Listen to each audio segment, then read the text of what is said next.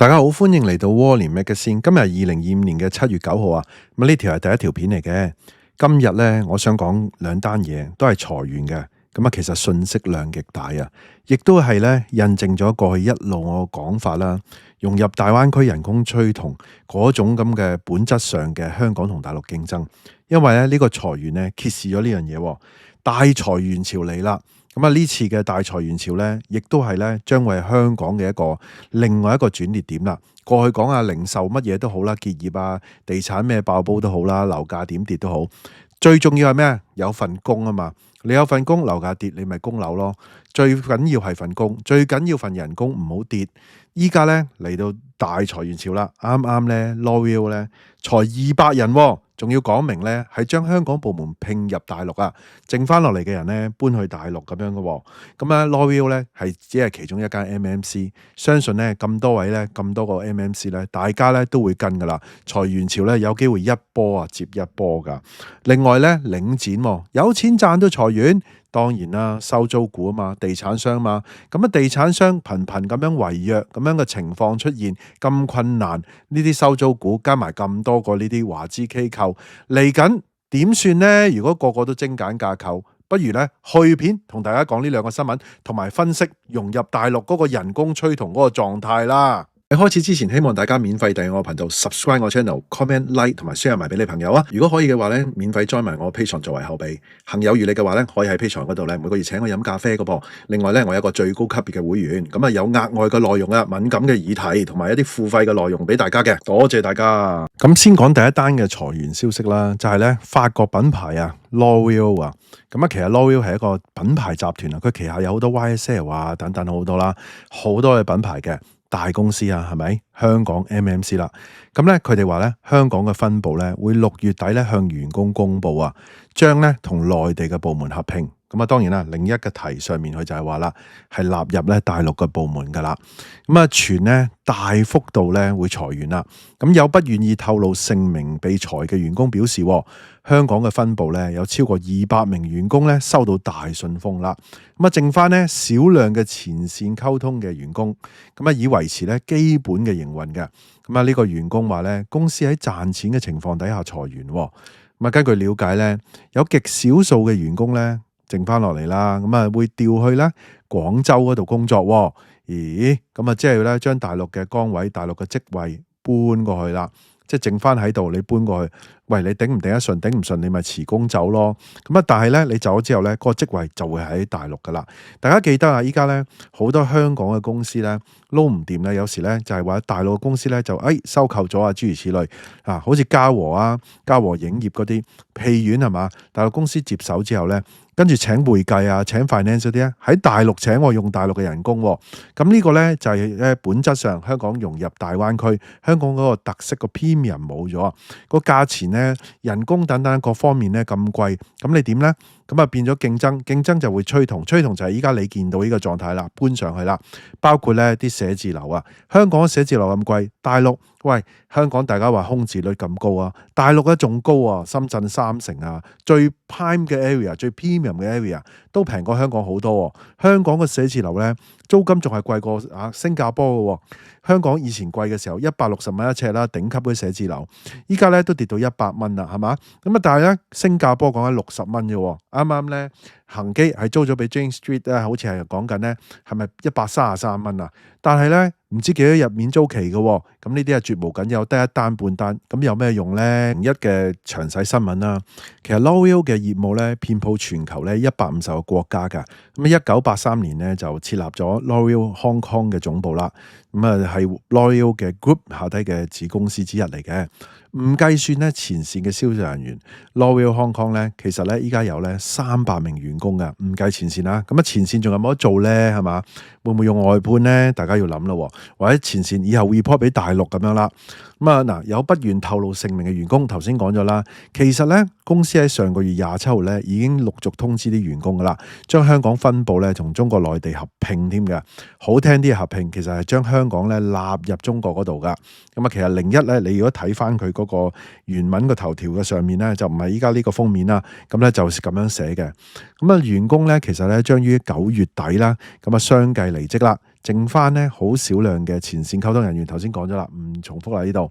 嗱，呢個員工咧，佢話咧，其實咧以慷慨形容咧公司一來以嚟嘅作風，估計咧離職嘅安排會好好。咁但係透露咧，公司喺賺錢嘅情況底下裁員咧，呢個員工咧就指咧唔少美妝品牌咧都有類似嘅做法啦。嗱，佢咁樣講咧，即係唔係淨係 L'Oreal 噶啦，你仲有 Shiseido 啊、Estée Lauder，仲有好多嘅美妝品牌。其實又點止美妝品牌咧，可能係品牌都係㗎。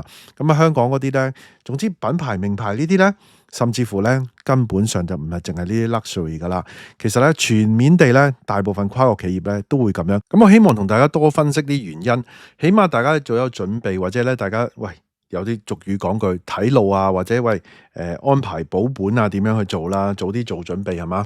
嗱，呢種操作咧，最直接影響嘅就係咧，中港咧嗰個人工咧會急速地趨同啊，起碼咧。喺未趨同之前咧，香港嘅大量崗位啊，嗰個職位咧會流失咗，去咗大陸噶，去咗廣州啊等等啊，深圳呢啲啦。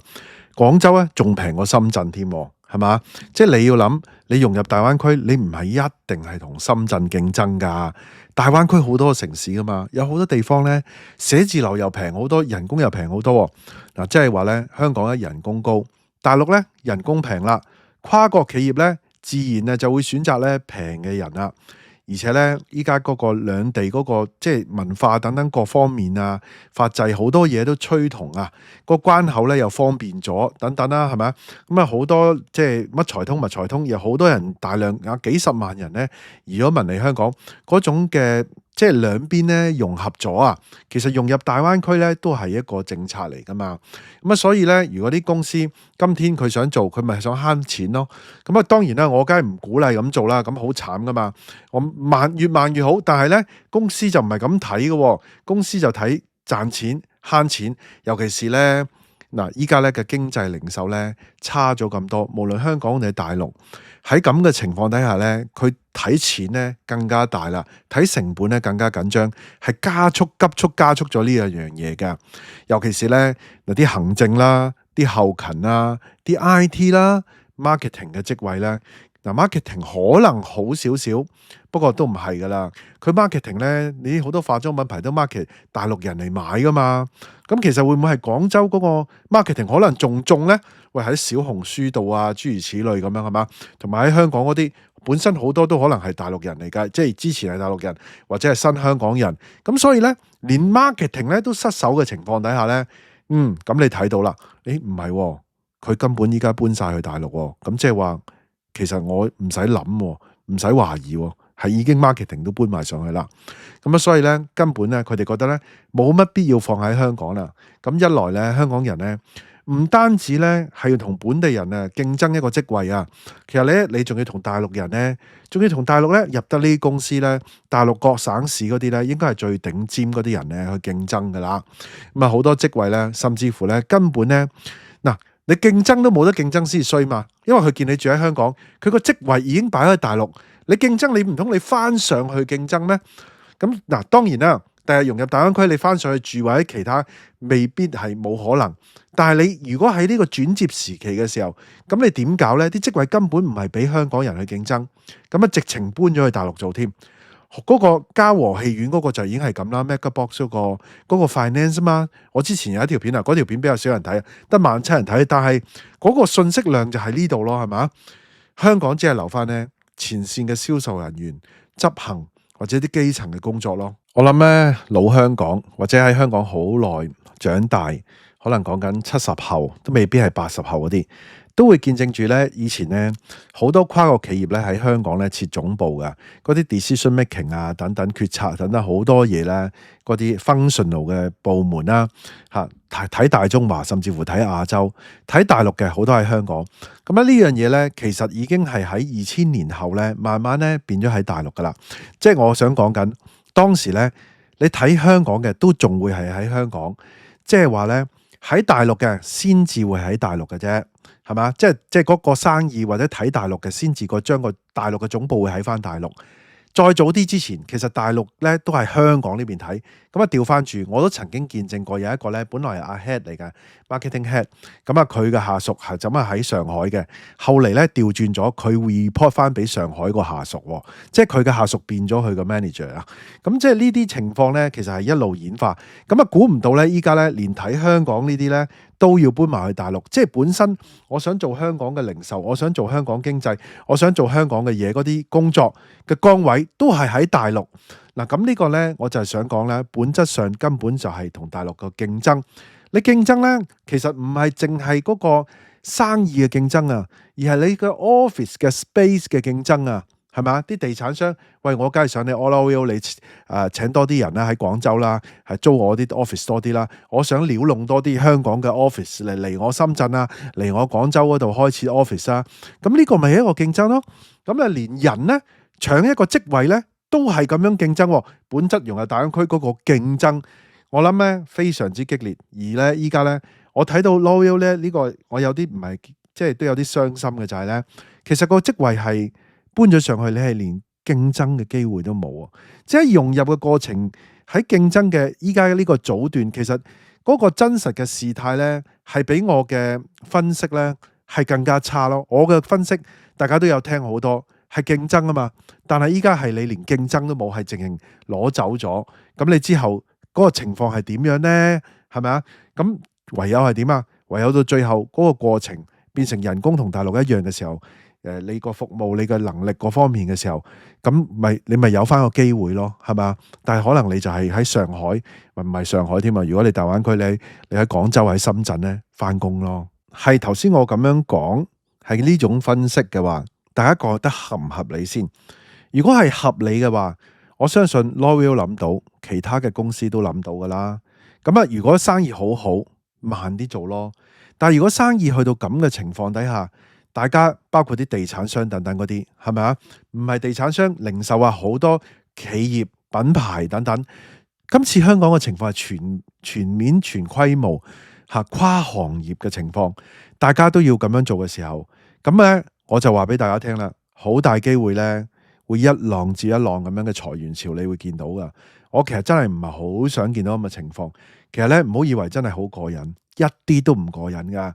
喂，我哋咧即係睇到呢啲情況咧，其實咧個心都驚。點解驚咧？一樣啫嘛。你呢啲廣告，所有嘢係咪？喂，你廣告都會少咗噶嘛。我成日都講啦 ，YouTube 嘅廣告費其實今年同舊年已經係少咗3-4成噶啦。咁啊，原來咧。舊年咧已經比前3年咧又少咗4成，其實呢個咪反映到咩咧？啲人一 cut 好多時候都會 cut 廣告啊嘛，係咪啊 cut marketing 啊嘛，咁其實咪全部咪大家一齊真係攬炒咗呢次嚇，咁啊都要面對噶啦。可能我係收入少啲，咁啊做多啲片咯，係嘛？即係每個人都係噶，大家生意可能少咗，你咪做勤力啲咯。咁啊，梗係去積極面對噶啦，係咪先？辦法總比困難多啊嘛，係咁困難噶啦，冇辦法，咪要去積極面對咯。第二個消息啊，領展又裁員咯。嗱，本港嘅經濟吹淡風啦，根據01啦，咁啊領展咧0823咧，咁喺上週六咧5號嘅時候咧傳出裁員嘅消息，咁啊當然當時咧未知道具體嘅人數，結果喺01咧就去問人啦，就去問啦，原來咧佢每個部門都要交人嘅。嗱，01嘅報道啊，領展咧目前喺香港咧有1000個員工嘅，換言之咧，其實呢次裁員嘅規模咧，只係暫時佔大概6% 啫，又唔算好多。但係咧，佢賺錢嘅情況底下咧裁員，咁咧而且咧呢個會唔會係淨係裁呢個就算咧？咁賺錢下點解裁員咧？原來佢講緊係充滿挑戰。嗱咁啊，最新嘅裁員數字咧就係咧，佢係幾多咧？咁啊，佢回覆咗01啦。咁啊，佢話咧，公司咧依家已經就裁員嘅事宜咧答覆傳媒嘅查詢啦。重申咧呢個答法咧冇改變。